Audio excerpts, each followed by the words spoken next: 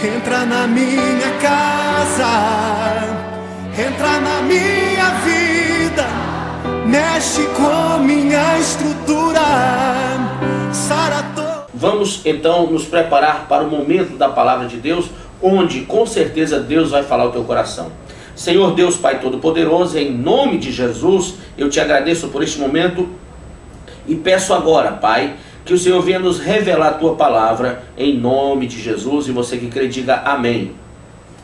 Vamos hoje meditar no livro do Êxodo, capítulo de número 3, quando o povo de Israel estava escravizado. Deixa eu tentar localizar você naquilo que a Bíblia está mostrando.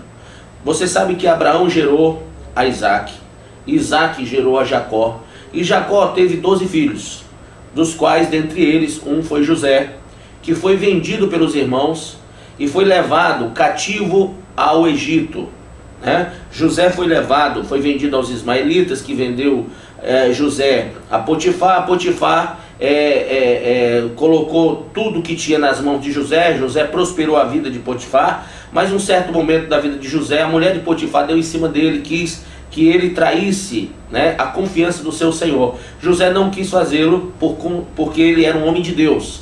Então a Bíblia diz que aquela mulher levantou um falso contra José e ele foi aprisionado no cárcere do Egito. Lá no Egito, José foi chamado pelo faraó para trazer uma revelação de um sonho que o faraó havia tido.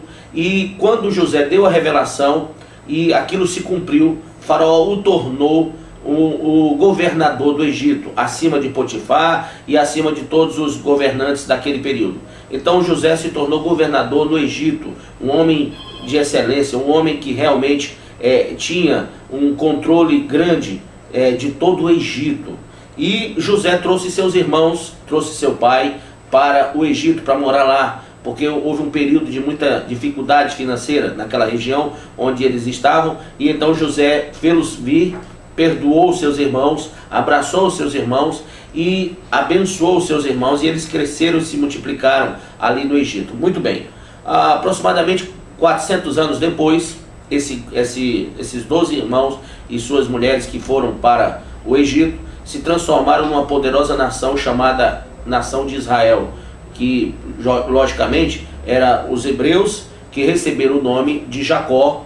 Jacó, que com a bênção do seu pai Isaac, né, e ele saiu foragido da sua casa, e depois de muito sofrer recebeu o nome de bênção, Israel, e daí o nome da poderosa nação de Israel até hoje. Muito bem, eu localizei você no que o texto fala. Esse povo estava vivendo agora debaixo do jugo do Egito, e Faraó escravizava com muita dureza a esse povo. E a Bíblia diz aqui no versículo de número 3, no capítulo de número 3, perdão, a Bíblia fala sobre um homem chamado Moisés, que foi colocado no rio Nilo e achado pela filha de Faraó e criado dentro da casa de Faraó. Esse Moisés, ele, certo momento de sua vida, quando já adulto, descobre que não era egípcio, mas tratava-se de um cidadão israelita, hebreu. E então ele mata um soldado egípcio que estava batendo em um hebreu e foge para o deserto. Lá no deserto, ele conhece a sua esposa e em um momento da sua vida, ele tem um encontro com Deus. E nós vamos falar hoje do encontro que Moisés teve com Deus e o quão importante foi esse encontro para a salvação de uma nação inteira.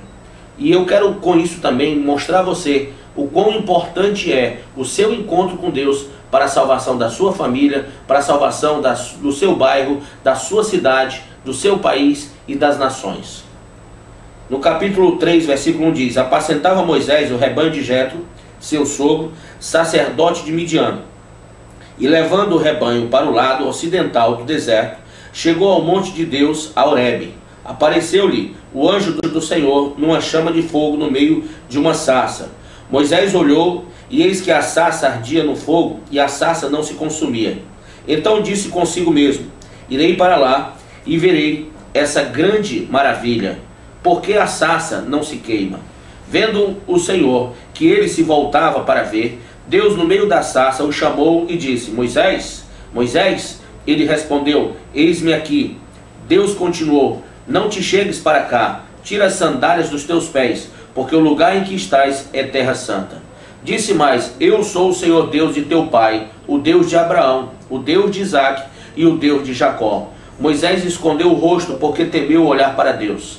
Disse ainda o Senhor: certamente vi a aflição do meu povo que está no Egito, e ouvi o seu clamor por causa dos seus exatores ou opressores. Conheço-lhe o sofrimento. Por isso desci a fim de livrá-lo da mão dos egípcios, e para fazê-lo subir daquela terra a uma terra boa e ampla, terra que mana leite e mel, o lugar do cananeu, do eteu, do amorreu, do ferezeu, do eveu e do jebuseu. Pois o clamor dos filhos de Israel chegou até mim, e também vejo a opressão com que os egípcios os têm oprimido. Vem agora, e eu te enviarei a Faraó, para que tires o meu povo, os filhos de Israel, do Egito. Então disse Moisés a Deus: quem sou eu para ir a Faraó e tirar do Egito os filhos de Israel? Deus lhe respondeu: eu serei contigo, e este será o sinal de que eu te enviei. Depois de haveres tirado o povo do Egito, servireis a Deus neste monte. Disse Moisés a Deus: eis que quando eu vier aos filhos de Israel e lhes disser: o Deus de vossos pais me enviou a vós outros, e eles me perguntarem qual é o seu nome, que lhes direi? Disse Deus a Moisés: eu sou o que sou. Disse mais: assim dirás aos filhos de Israel: eu sou, me enviou a vós outros.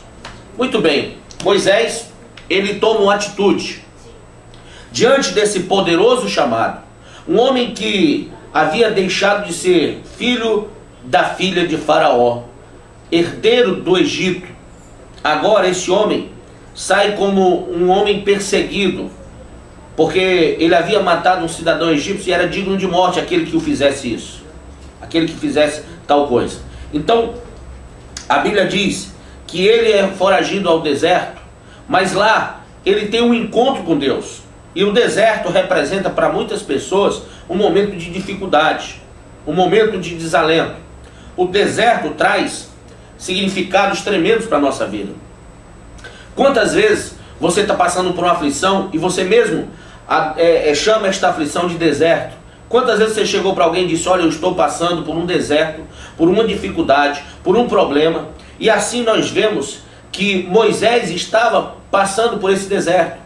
Ele havia saído da terra da escravidão, ele havia saído do local onde os seus exatores, os seus perseguidores estavam exaurindo as forças dos seus compatriotas. Ele estava agora no deserto, vivendo um grande dilema, uma grande dificuldade, porque ele, sendo homem só, não poderia livrar o seu povo, não poderia livrar a sua mãe, a sua família, a sua irmã Miriam, que lá ficou, o seu irmão que lá estava também. Então nós vemos que Moisés pensava no deserto como livrar a sua casa, como livrar a sua família. E eu posso então questionar este momento a você mesmo. Será que você não tem pensado como você vai livrar a sua casa? Como você vai livrar a sua família? Como você vai livrar o seu casamento das diversas dificuldades, adversidades, dos devaneios que porventura tem se abatido sobre a sua casa, sobre o seu relacionamento conjugal? Nós observamos que Moisés, ele é um exemplo, ele é um símbolo dessa luta, desse homem que não aceita, está apenas vendo a destruição do seu povo, vendo a destruição da sua casa. Então, em certo momento, ele vai ao monte e lá ele tem uma visão de Deus. Ele precisou subir, ele precisou ir ao alto para ter uma visão soberana, uma visão do Deus soberano. Muitas das vezes nós vivemos num complexo de vida tão fechado que nós somos incapazes de enxergarmos um palmo à frente do nosso nariz. Você vê que nessa situação que você talvez esteja passando, você não consegue ter com nitidez a visão daquilo que possa ser o teu livramento.